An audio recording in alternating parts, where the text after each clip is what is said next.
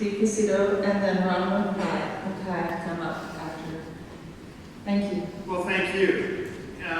Steve Casito, I'm a council member from the city of Alhambra. 50 years ago, we started, or we were finishing up a freeway system in Southern California, and the missing link there is the 710 freeway that we're talking about today. That was part of the system then, and we're waiting for that to be completed. System doesn't work unless it's fully functional, and I don't think it has been for the last 50 years. What's happened, though, is it's forced cars and people and everything else on our city streets. Our kids walking to school are forced to deal with more traffic, are forced to deal with freeway traffic that needs to be on our freeway. And now 605 is busier, the 5 is busier, Rosemead Boulevard is busier, Garfield, Atlantic, Fremont takes the brunt of that as it's closest to the stub. And all the schools along the way, there's 11 schools along the way that deal with the congestion and the accidents and the risk of being hit. For what? If we finished this freeway, if we completed it, our streets would be safer, our traffic would be where it belongs on the freeways, and there'd be less congestion in the whole system. Finishing the freeway does not preclude light rail. It does not preclude a better bus system or other transportation modes. Those things should come along as they do. It took New York City and Boston and other cities hundred years to develop their light rail system. That doesn't mean that this freeway will put our light rail in jeopardy. That they should go hand in hand and work together. So, as a region, we look forward to completing this freeway. Thank you. Thank you.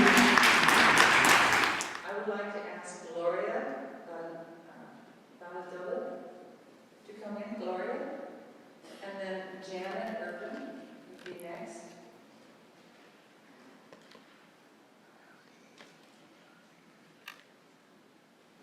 And could you give us your name, Gloria, please? Gloria Valladolid. I live in Alhambra. A couple of weeks ago, Ralph Schaefer, Professor Emeritus at Cal Poly Pomona, wrote an article in the Pasadena Star. He identified the main problem affecting all communities as the pro-growth mentality that has increased our urban populations. Consistent with overdevelopment, our avid residents in Alhambra are each coupled with car ownership. My Alhambra City Council has an out-of-control, aggressive, irresponsible development policy. They approved one building on one corner that brings in over 500 cars daily, multi-use complexes just on 2 blocks of Main Street that bring in thousands of cars daily, and permit developers to demolish single-family houses to be replaced by at least 8-unit structures. Alhambra's quality of life has degenerated as a result of this unbounded growth with its ensuing density. Consequently, our traffic congestion in Alhambra stems not from a gap in the freeway, but from the actions of my city council. The DEIR addresses modes of transportation in our city, autos and mass transit, but the EIR failed to consider ridiculous overgrowth policies of local governments. The most important way to stem traffic congestion in Alhambra is for the Alhambra City Council to abandon their pro-growth mentality and replace it with a rational policy. Thank you. And then Linda Delaney, please. I read the article in Sunday's Pasadena Star News about your last meeting, and I decided I wanted to come here to offer some explanation. I understand why the folks in East LA don't want to see their community segmented even more, and therefore don't want a light rail. I understand why Alhambra residents, including me, are sick and tired of frustrated and desperately looking for anything that might decrease traffic and pollution. I understand why residents want to preserve their historic homes and neighborhoods. Regardless of where we live, we share the same concerns. But because Caltrans and Metro have manipulated transportation alternatives, reducing over 100 possible solutions down to only 5, and have managed to skew the outcomes of this DEIR by withholding definitive answers about truck traffic and true construction and maintenance costs, you have steered the public's focus to the freeway tunnel. Of all the people directly affected by your recommendation, I am sure that less than 1% have read the over 2,000 pages that constitute the DEIR.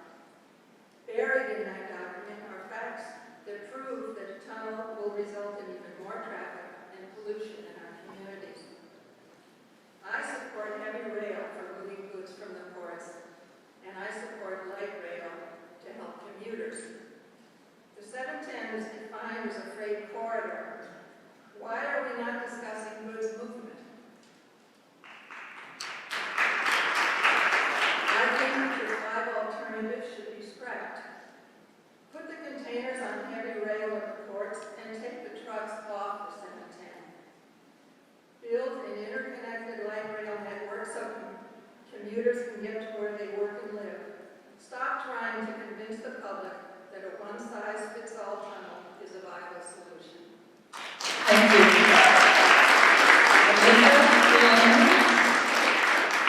And then Saul Renteria, please. Linda? Go ahead. Hi. I live and work in Alhambra, and I'm against the 710 tunnel. I think that's important to state because so many people assume that if you live in Alhambra, you're for the tunnel. Our city council has spoken earlier tonight, and they do not represent the entire citizenship of Alhambra. You may not realize that many Alhambrans believe that this tunnel is an antiquated, irresponsible idea. After all, the rest of the world realizes the importance of air quality, alternative energies to fossil fuel, and the effect of freeways on human health. Let's go over a few points. This tunnel will have no exits along the way, so people in Alhambra, South Pasadena, and Pasadena can't get off except at either end of the tunnel. So much for convenience. This tunnel, which is almost certain to have a toll, will divert some 60,000 drivers a day onto surface streets because they don't want to pay the toll. So much for Alhambra traffic alleviation. At Metro's information meeting March 12th, the Caltrans Metro consultant said there would be little to no improvement in air pollution if the tunnel is built. And there's a table in the EIR that expresses that, table 40. Why is this important? Because studies done by USC, UCLA, and Yale show that kids who live closer to freeways had significantly less lung capacity compared to kids who live further from freeways. These children were more likely to develop asthma and to have decreased lung function by age 18. Dr. David Katz of the Yale study actually asked the question, can we redesign urban neighborhoods so that no home school is near freeways? I guess it's too late for Los Angeles, but let's don't add to the situation now that we know these effects on human health. One more point. The EIR also states that only 7 to 13% of all drivers in the study area will save 2.5 minutes if the tunnel is built. That means 87 to 95% of San Gabriel area traffic will barely benefit at all. Are we so selfish we'd rather save a few minutes than forego the time, cost, and pollution this tunnel project will bring?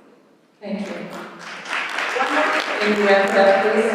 Okay. What am I for? I am for an integrated approach, a system of transportation improvements that upgrades city surface streets, existing freeways, and links different types of traffic, cars, light rail, buses, shuttles, and bicycles. Let's consider that as an alternative and get the 710 tunnel off the table. Thank you. And Daniels.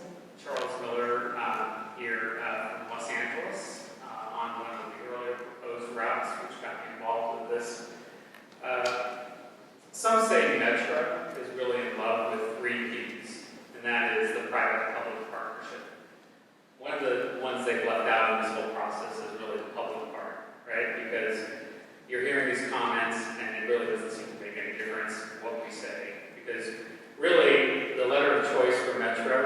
the letter T. And that is, let's start with just 3 of those T's, right? Tunnels, trucks, and tolls. That's what they're about. It's those 3 T's. But I could go on and say it really is about treachery as well, because it's about obscuring the facts so that they're not really talking to the root meaning. You could say it's about treason as well, because there's efforts underway to change the state constitution just so they can get to another T, and that's taxes, to increase that with having a lower threshold of taxes. You could say T again for 20,000 pages that we as a public don't get paid to go through, but there are people that get paid to prepare these things. So really that is completely unfair that we have to spend this kind of time.